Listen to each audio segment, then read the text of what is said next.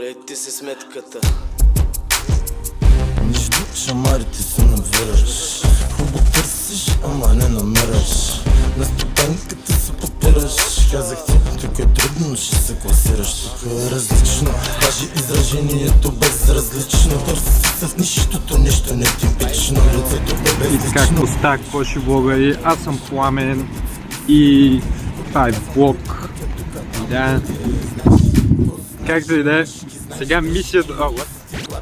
бяхме преди 5 секунди. Мисията сега е да намерим банкомат. Обещото, както виждате, и там е тотална жъпка. Билет. Така че да, се видим по-късно влога.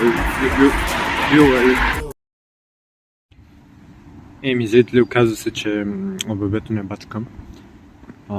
Така че ще трябва да звънна един телефон на източника. Ме уреди с бързите кинти. Иначе с вас ще се видим на джепе.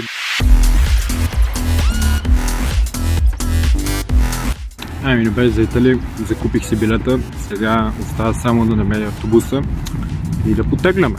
Де да беше толкова лесно, колкото той го описваше. В общи линии 20 минути се скитах само за да разбера, че автобусът ми се е диспалнал и после намерих този автобус. Ами, скъпи зрители, добрите новини са, че намерих автобуса.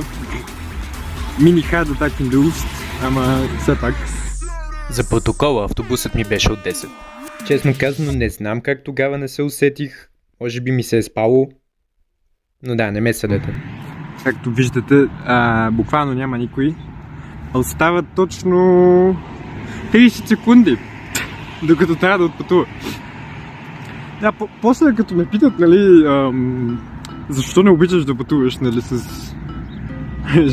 някакви такива работи, просто ще им покажа ето този момент от това видео и ще се сетят. Не мисля, че има как да тръгнат без мен обаче, или ако тръгнат без мен, ще поискам парите обратно. Но да, anyways, ще ви апдейтна по-нататък. Така, зрители, казва се, че това не е моят автобус. Очевидно, добре дошъл в цивилизацията. След като се усетих, че билетът ми е изгорял, отидох и набързо си взех чисто нов билет.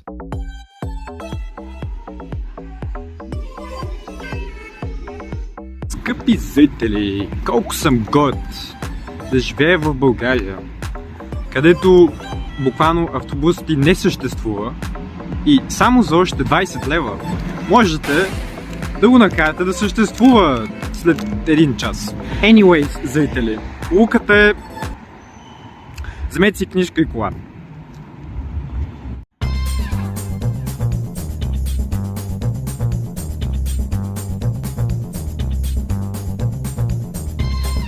Така както и да е, след това кратко лирическо отклонение реших да си взема гирус, който беше много добър, след което отидох там, където трябваше и започнах да си изяждам гируса по възможно най-бавния начин.